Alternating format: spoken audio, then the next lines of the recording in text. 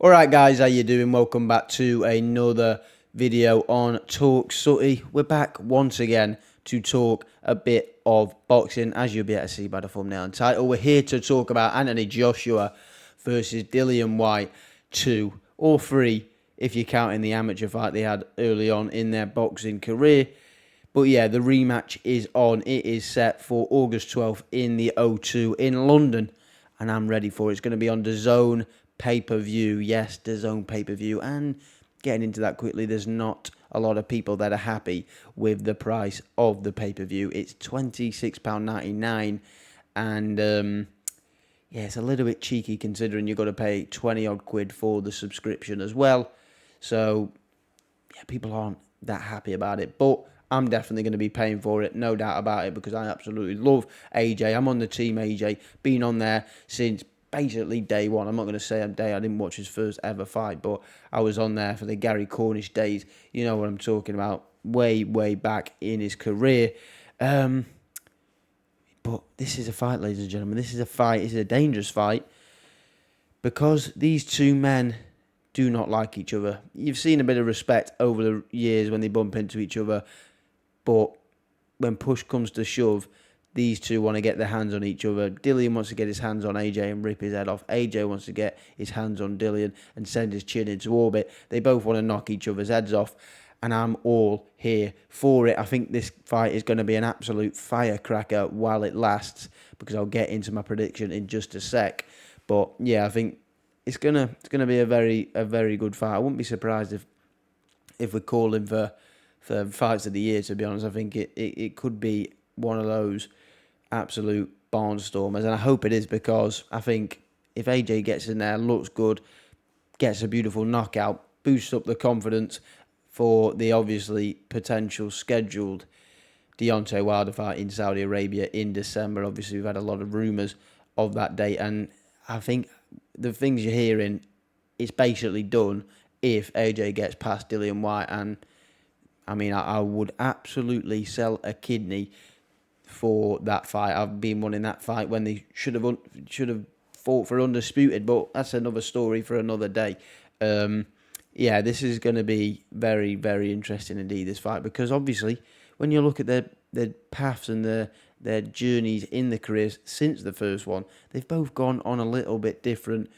Their career paths have gone differently when you look at it, but they kind of, now 8 years later, obviously the first fight was in 2015, even though it might have gone a bit like that and look like I'm doing a funny dance, but they're now at a crossroads. They're meeting head to head, and yeah, it's just interesting to see how their careers have gone, because obviously AJ has become, since that fight, a two-time heavyweight champion of the world, and obviously Dillian has fought for a world title himself, obviously last year in April against Tyson Fury.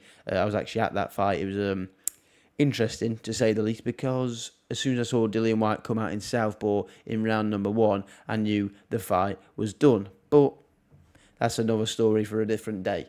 But yeah, other fights as well. The most recent fight, obviously, both fighting Jermaine Franklin, both of them in their previous fight, and both got new-ish trainers. This will only be their second camp for both fighters, with new trainers. Obviously, Dillian now with Buddy McGirt, obviously had him for the Dillian Whyte fight and looked a lot different. He's now got that sort of Philly shell, tucking his chin and keeping his hand up there type of guard. I didn't think it really suited him, but it'd be interesting to see if he's slightly adapted it or he's just perfected it a little bit more during the camps and the time they've had together in between his fight with Franklin, which was late last year. And then obviously AJ got a new trainer in Derek James, and obviously his first fight was against Jermaine Franklin.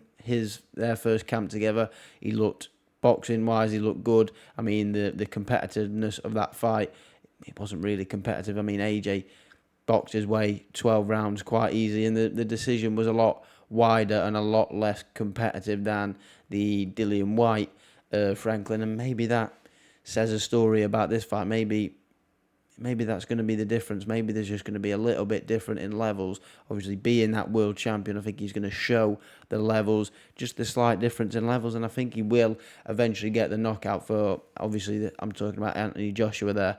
I think he will get the knockout, but while it lasts, it's going to be an absolute firecracker of a fight. I think there's going to be swings, there's going to be dings, I think there's going to be chins hitting canvas, I think there's going to be bums hitting seats, and there's going to be a lot of screaming and shouting in that O2. It's going to be an absolutely packed evening, and it's going to be incredible. I think that night will be good, and I think he's going to have to smash the undercard, because with a pay-per-view price of $26.99, people are going to want to see a full, proper, juiced card, and hopefully we do get that, because it'll be very good to watch.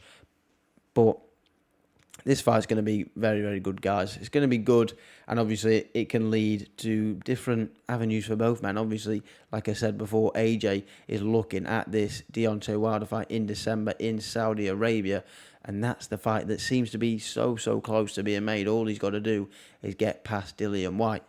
But Dillian Whyte isn't here to keep the numbers up. He's here to take a chin, and Anthony Joshua's chin is the one that's on the line in this fight. And what if he does it? What if he does it? I mean, what if? I generally don't know what happens. I mean, they'll probably do a trilogy, but that's bye-bye senorita to that fight in December with Deontay Wilder.